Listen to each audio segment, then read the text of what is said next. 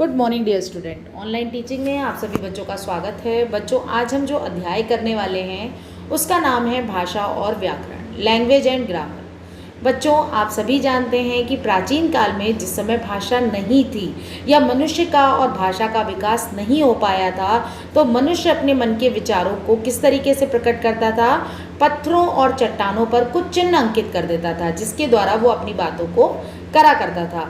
मगर जैसे जैसे मनुष्य सभ्य होता गया, उसने भाषा का विकास हुआ, उसका विकास हुआ, वैसे वैसे उसने क्या करा? संकेत की जगह पर किस तरीके से बात करना शुरू करा, बोलना शुरू करा, सुनना शुरू करा, है ना। तो ये माध्यम था, ये वह साधन था जिसके द्वारा मनुष्य बोलकर, लिखकर अपने मन के विचारों को प्रकट करता था और दूसरे के विचारों को सुनकर या पढ़कर ग्रहण करा करता था।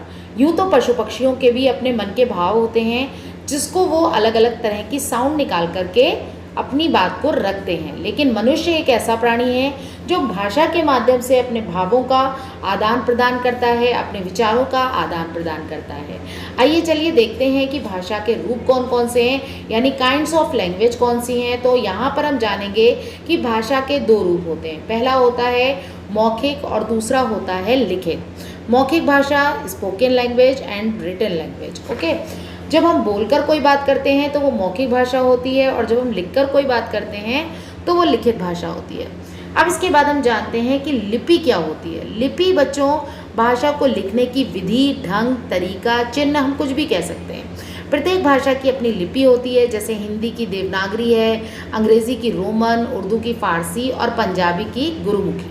तो ये सभी लिपियाँ हैं जिनको हम प्रयोग में लाते हैं। अब आइए चलते हैं कि हमारे भारत देश में 22 ऐसी भाषाएं हैं जिनको मान्यता प्राप्त है। साथ में बोली, अगर मैं बोली की बात करूं तो भाषा का एक मौखिक रूप बोली कहलाता है, जो कि सीमित क्षेत्रों में बोला जाता है।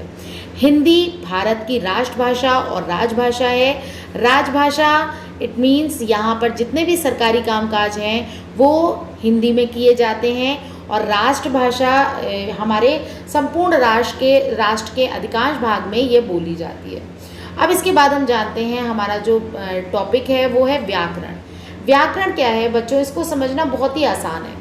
व्याकरण क्या करता है? आपको शुद्धता की परख देता है, यानी भाषा जिसका हम इस्तेमाल कर रहे हैं वो किस तरीके से पूरी तरीके से शुद्ध है, या उसमें किसी प्रकार की कोई त्रुटि या अशुद्धि की संभावना है। अब वो अशुद्धियाँ कौन कौन सी हो सकती हैं? वहाँ पर लिंग संबंधी अशुद्धि हो सकती है, शब्दों के क्रम में कोई अशुद्धि हो सकती है, या फिर स्पेलिंग में कोई ना कोई अशुद्धि हो सकती है। तो व्याकरण क्या करता है? नियमों का ज्ञान कराता है। धन्यवाद।